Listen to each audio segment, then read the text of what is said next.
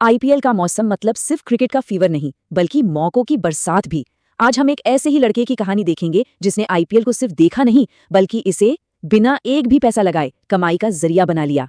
सब कुछ शुरू हुआ एक बहुत ही सिंपल, बहुत ही आम से सवाल से।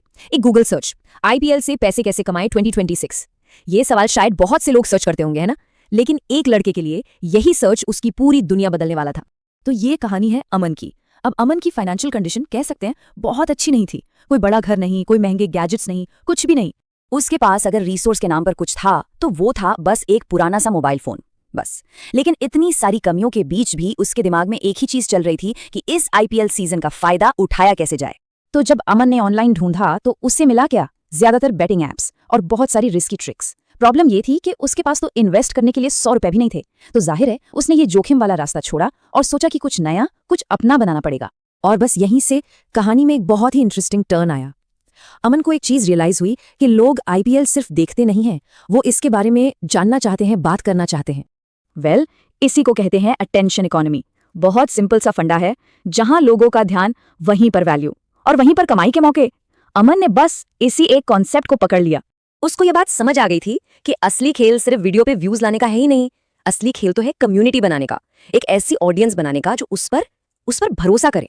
तो इस नए आइडिया के साथ अमन ने जरा भी टाइम वेस्ट नहीं किया, सीधा काम पर लग गया। उसने अपना वही पुराना फोन उठाया और एक्शन मोड ऑन। और उसका प्लान देखिए कितना सिंपल था। पहला स्टेप, हर मैच के बाद हाइलाइट्स देखो। दूसरा, 30 सेकंड का एक यूट्यूब शॉट बनाओ जिसमें मैच के 3 सबसे जरूरी मोमेंट्स हों। और तीसरा, जो लोग देख रहे हैं उन्हें अपने टेलीग्राम चैनल पर ले आओ। That's it. और इसका रिजल्ट, पहले दिन सिर्फ 112 व्यूज, दूसरे दिन 900 और तीसरे ही दिन ये नंबर पहुंच गया 11,000 से भी ज्यादा। मतलब ये जबरदस्त ग्रोथ इस बात का सीधा सबूत थी कि उसका आइडिया काम कर रहा है, उसकी ऑडियंस बननी शुरू हो गई थी।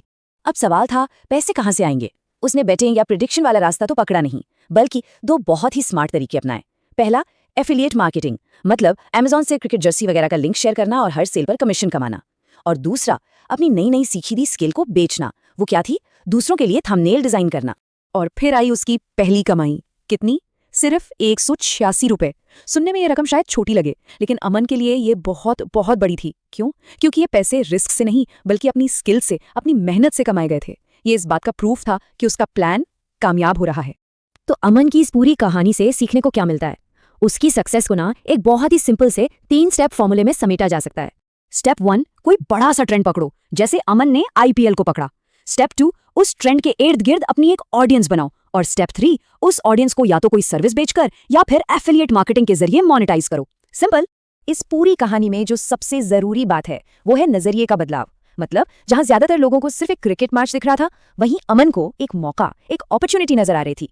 आज भी अमन आईपीएल देखता है, बिल्कुल देखता है, लेकिन अब सिर्फ एंटरटेनमेंट के लिए नहीं। वो अब हर मैच में, हर एक बॉल में एक नया मौका ढूंढता है। और सच कहूं तो यही उसकी सबसे बड़ी जीत है। तो अब सोचने वाली बात यह है कि जब अगला आईपीएल सीजन आएगा तो वो सिर्फ मनोरंजन होगा या फिर अमन की तरह एक अवसर? ये सवाल सोचने के लिए छोड़ते हैं।